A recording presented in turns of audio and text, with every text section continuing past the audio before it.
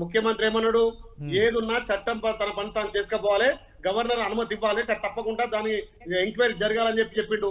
తప్పేం మాట్లాడిండు? మేము అడగగానే ఇచ్చుడు కాదు, మేము 3 నెలల కిందనే మేము అడిగినాం, 3 నెలల కిందనే చేసినాం అవన్నీ. కాబట్టి దానికి పారదర్శకంగా ఇలా జరుగుతుంది. తప్పకుండా ఏది తప్పు చేసిన వాళ్ళు శిక్ష అనుభవించాల్సిందే. రెచ్చగొట్టి మమ్మల్ని అరెస్ట్ చేసారు, ఏదో కక్ష సాధింపు అంటే కక్ష సాధింపు అంటే మాకు 2 సంవత్సరాలు పట్టదు. అంటే బేర్లాలి గారు లైట్ డిటెక్టర్ పరీక్షలకైనా తాను సిద్ధమని కేటీఆర్ అన్నారు. ఒకసారి ఆయన వాయిస్ వినండి, కేటీఆర్ ఏమన్నారు ఒకసారి చూద్దాం.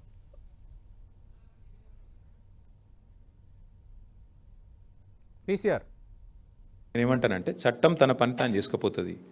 నేను ఇదివరకే చెప్పాను ఏ తప్పు చేయలేదని, ఏ తప్పు చేయలేదు. నేను లై డిటెక్టర్ టెస్ట్కే రెడీ అని ఏం చెప్తా అంతకంటే ఏమంటానంటే చట్టం తన పని తాను చేసుకుపోతుంది. నేను ఇదివరకే చెప్పాను ఏ తప్పు చేయలేదని, ఏ తప్పు చేయలేదు. నేను లై డిటెక్టర్ టెస్ట్కే రెడీ అని ఏం చెప్తా అంతకంటే ఏమంటానంటే చట్టం తన పని తాను చేసుకుపోతుంది.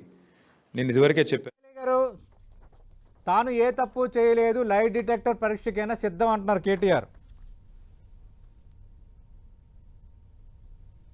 చేస్తారా లై డిటెక్టర్? నా కేటీఆర్ అన్ని దొంగ మాటలు, కొట్టే మాటలు, తెలంగాణ ప్రజల మనసు డైవర్ట్ చేయడానికి ఒక కొత్త ట్రిక్స్ గా ఆయన పేరే డ్రామారావు, డ్రామాలకు తరలిస్తాడు. ఇలా ఇక్కడ ఎంతమంది పెడతారు డ్రామారావు? హరీష్ రావుని కూడా డ్రామారావు అంటారు, కేటీఆర్ ని డ్రామారావు అంటారు. పెద్దలు మీరు ఎమ్మెల్యేలు, డ్రామారావు, తోటి శాసనసభ్యుడు, తోటి మాజీ మంత్రి అట్లా మాట్లాడొచ్చా ఆయన?